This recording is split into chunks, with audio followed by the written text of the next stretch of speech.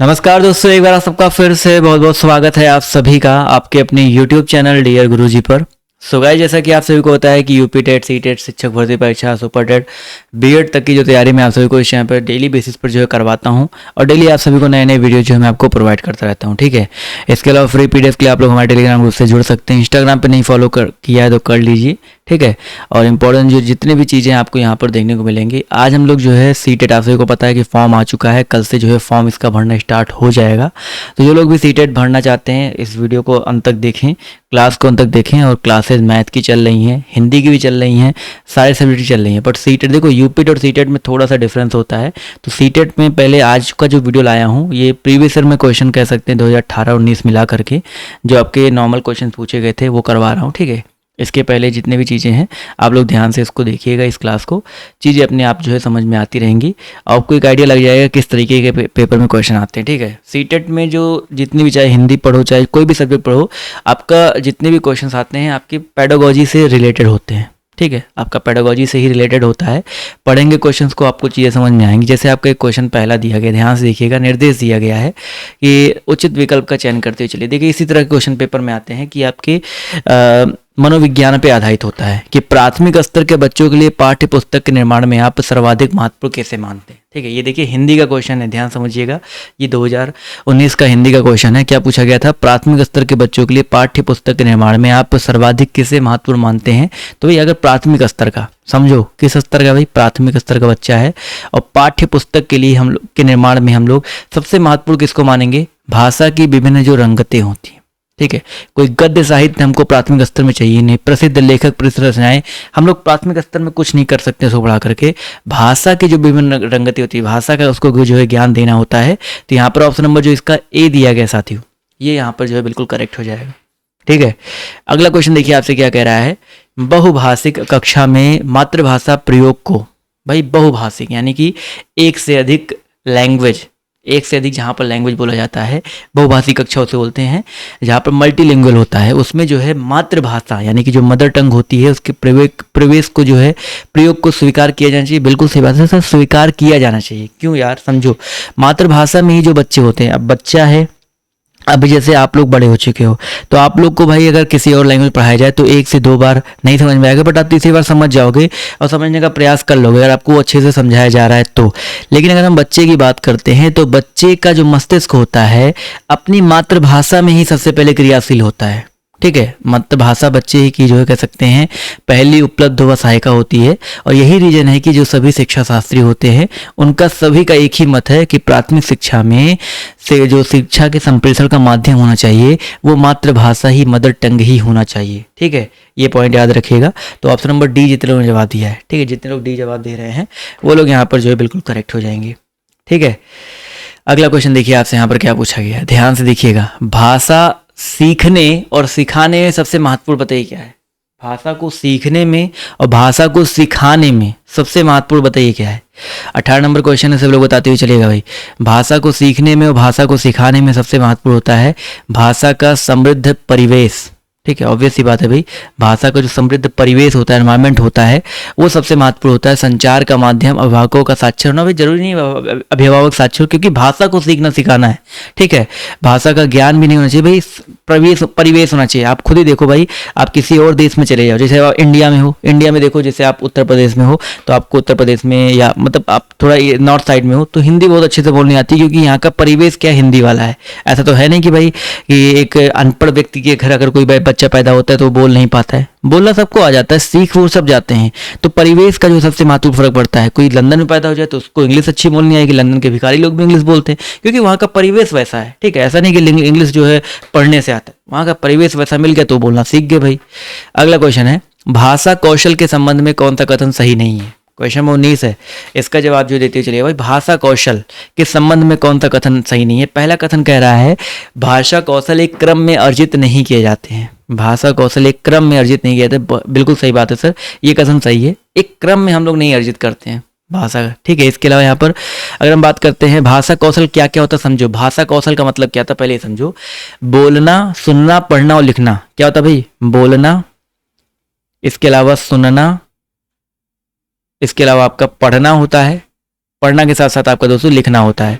तो ये क्या एक क्रम में अर्जित किया जाता है? नहीं भाई, ये जो है आवश्यक नहीं कि भाषा के ये चारों कौशल जो है एक क्रम में अर्जित किए जाए। तो यहाँ पर जो है एक क्रम में अर्जित नहीं किए जाते, ये गलत है, मतलब सही कथन दिया गया है। भाषा कौशल एक क्रम में अर्जित किए जाते हैं, तो ये गलत कथन हो जाएगा भाई। अगर एक क्रम में अर्जित नहीं किए जाते तो किए जाते वाला गलत हो जाएगा। तो ऑब्वियस सी बात है, ऑप्शन नंबर जो इसका बी दिया गया है बिल्कुल करेक्ट हो जाएगा। भाषा कौशल एक दूसरे को प्रभावित करते हैं, एक दूसरे से संबंधित नहीं होते, ये सब सही है। तो ऑप्शन नंबर बी जितने लोगों ने जवाब दिया है वो लोग यहाँ पर जो है बिल्कुल करेक्ट हो जाएंगे। ठीक है, चलिए अगला क्वेश्चन देखिए आपसे क्या कह रहा है कि बच्चों के भाषा प्रयोग में होने वाली त्रुटियों के संबंध में कौन सा कथन उचित नहीं है। बच्चों के भाषा प्रयोग में होने वाली त्रुटियों के संबंध में कौन सा कथन जो है उचित नहीं है। भाषा प्रयोग में जो होने वाली त्रुटि है, समझिएगा, जैसे क्या दिया गया भाई आपका, त्रुटियां बच्चों की मदद का मार्ग तय करती हैं। त्रुटियां बच्चों की मदद का मार्ग तय करती हैं, ठीक है, कोई दिक्कत नहीं है, उचित नहीं है, आपको बताना है। त्रुटियों का अर्थ नहीं है कि शिक्षक में कमी, भाई ऑब्वियस सी बात है भाई, त्रुटियों का अर्थ नहीं है शिक्षक में कमी। इसका त्रुटियां सीखने की प्रक्रिया का एक पड़ाव है, बिल्कुल यही भाई, त्रुटियां जो है सीखने की प्रक्रिया का पड़ाव है। और त्रुटियों का मतलब भाषा अज्ञानता नहीं कह सकते, त्रुटि कर रहे हैं ना, कोई भाषा की अज्ञानता का इसको रूप नहीं दे सकते हैं। तो इतने लोग यहाँ पर जवाब दे रहे हैं ऑप्शन नंबर डी वाला साथियों, वो लोग यहाँ पर जो है बिल्कुल करेक्ट हो जाएंगे। ठीक है, अगला क्वेश्चन है, निम्नलिखित में से कौन सा प्रश्न बच्चों के भाषा आकलन की दृष्टि से सर्वाधिक उपयोगी है। 21 नंबर क्वेश्चन है, इसका जवाब जो देते हुए चलेगा, इसका जो सही उत्तर आपका क्या हो जाएगा। निम्नलिखित में से जो आपका कौन सा कथन जो दिया गया है बच्चों की भाषा आकलन की दृष्टि से सर्वाधिक उपयोगी है। ईदगाह कहानी में हामिद ने क्या खरीदा। भाषा आकलन की दृष्टि से, ठीक है, ईदगाह कहानी की अगर हम बात करते हैं, हामिद ने क्या खरीदा, क्या इससे भाषा का आकलन हो सकता है। कहानी की मुख्य घटनाएं बताने से नहीं होगा भाई, इस कहानी को अपनी भाषा में सुनाइए। देखिए बहुत ही अच्छे, बच्चों के दिमाग पे आपको प्रभाव डालना है। तो यहाँ पर कौन सा प्रश्न जो बच्चों के भाषा आकलन की दृष्टि से सर्वाधिक उपयोगी है, तो ईदगाह कहानी को अपनी भाषा में सुनाइए। ये जो है प्रश्न बच्चों के भाषा आकलन की दृष्टि से है जो है सर्वाधिक उपयोगी है। अगर किसी बच्चे को खड़ा करके बोला जाए चलो बच्चे ईदगाह कहानी जो है अपनी भाषा में सुनाओ, तो उससे उसकी भाषा का आकलन करना बहुत ज़्यादा आसान हो जाएगा। अगर उससे पूछोगे भाई हामिद ने क्या खरीदा, तो भाई वो बता देगा भाई हामिद ने चिमटा खरीदा, उसमें क्या मतलब क्या आकलन कर पाओगे। मुख्य घटना पूछा जाए तो मुख्य घटना के बारे में थोड़ा थोड़ा बता देगा, लेकिन एक्चुअल में अगर देखा तो ईदगाह कहानी को अपनी भाषा में सुनाइए, ये जो प्रश्न है अगर बच्चों से पूछोगे तो वो उसकी भाषा का आकलन जो है आप लोग अच्छी तरीके से लगा सकते हैं। ठीक है, अगला क्वेश्चन है, बच्चों में भाषा सीखने की क्षमता बताइए कैसी होती है। बच्चों में भाषा सीखने की क्षमता बिल्कुल भी नहीं होती भाई, होती है, कैसे नहीं होती भाई। बच्चों में भाषा सीखने की जो क्षमता होती है वो जन्मजात होती है। जन्म से ही भाषा सीखना मतलब पैदा होते ही जब से वो बोलना समझना सीखते हैं, वो बोलना शुरू कर देते हैं। ठीक है, जब से उनको समझ में आता है, मतलब कह सकते हैं बच्चों में भाषा सीखने की जो क्षमता होती है वो कैसी होती है, जन्मजात होती है। तो ये पॉइंट याद रखिएगा। ठीक है, क्लियर है सभी लोग। चलिए अगला क्वेश्चन देखिए आपसे यहाँ पर क्या पूछा गया है, बच्चों के भाषा सीखने में सर्वाधिक महत्वपूर्ण बताइए क्या है। बढ़िया प्रश्न है, बच्चों के भाषा को सीखने में सर्वाधिक महत्वपूर्ण बताइए क्या है। बढ़िया क्वेश्चन है, बढ़िया प्रश्न है। सब लोग प्रयास जो करते हुए चलिए, इसका जो सही उत्तर आपका क्या हो सकता है सर। देखते हैं कितने लोग यहाँ पर सही जवाब देते हैं। तो यहाँ पर अगर देखा है तो बच्चों के भाषा सीखने में सर्वाधिक महत्वपूर्ण जो आपका होता है बातचीत करना। क्या होता है भाई आपका, बातचीत करना होता है। तो ये चीज़ जो है बहुत महत्वपूर्ण है। तो ऑप्शन नंबर ए साथियों यहाँ पर जो याद रखिएगा करेक्ट हो जाएगा। ठीक है, सबसे महत्वपूर्ण क्या है भाई, बातचीत करना। अगला क्वेश्चन है, प्राथमिक स्तर पर भाषा सीखने और सिखाने का अर्थ बताइए क्या होता है।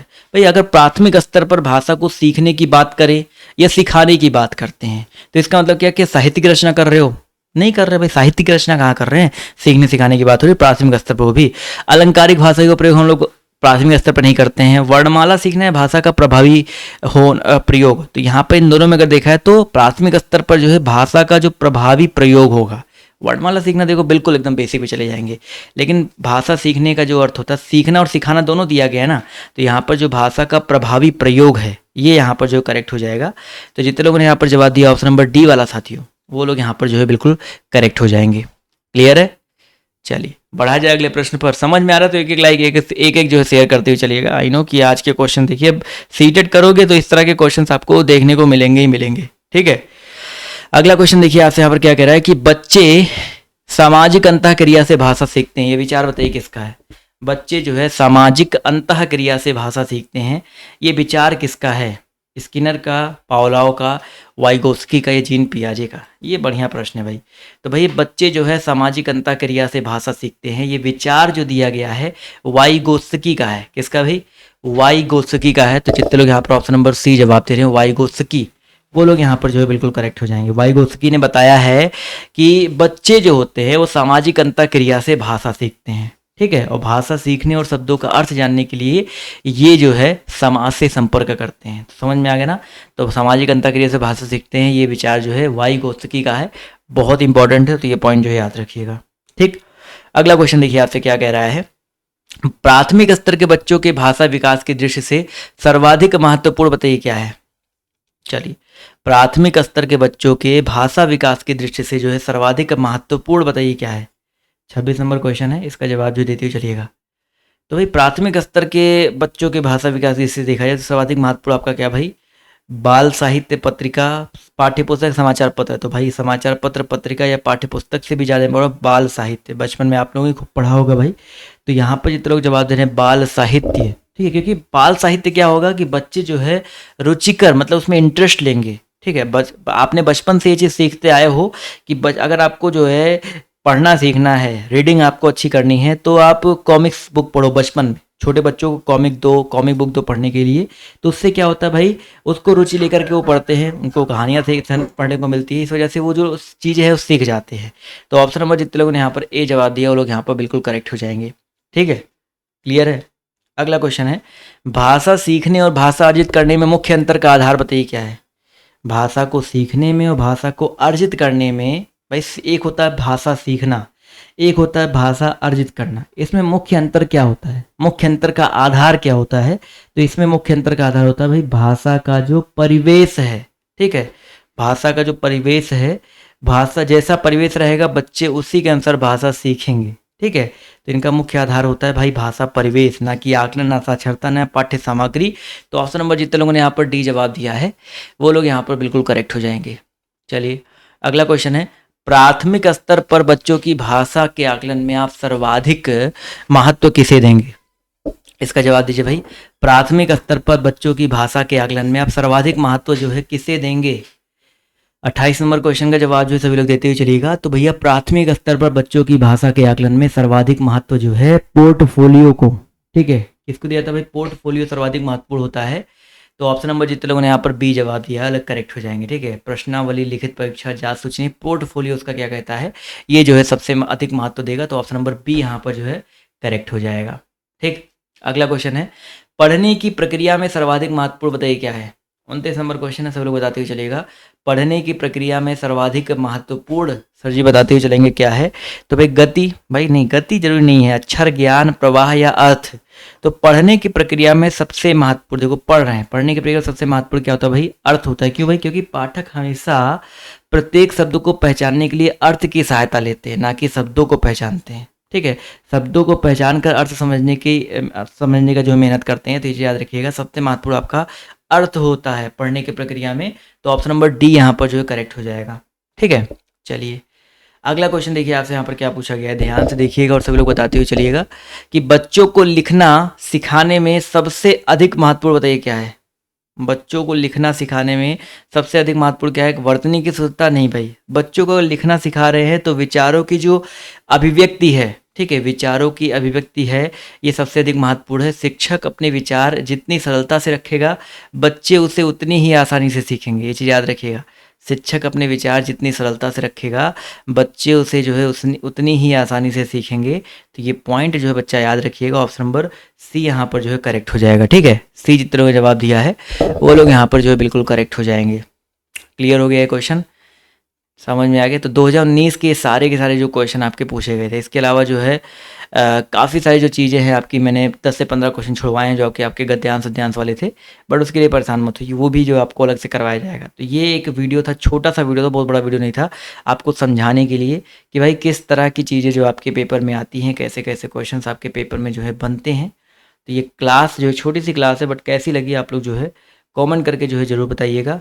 और सीटेट की क्लास अगर आप लोग चाहते हैं तो आपको डेली बेसिस पर मिलता रहेगा। चैनल को सब्सक्राइब कर लीजिएगा। मैथ वाली क्लास नहीं देखी तो मैथ वाली क्लास जो है जा करके जरूर देखिएगा। तो आज की इस वीडियो में सिर्फ इतना ही। बाय बाय, टेक केयर, जय हिंद जय भारत। फ्री पीडीएफ के लिए आप लोग टेलीग्राम ग्रुप जो है जरूर ज्वाइन कर लेंगे।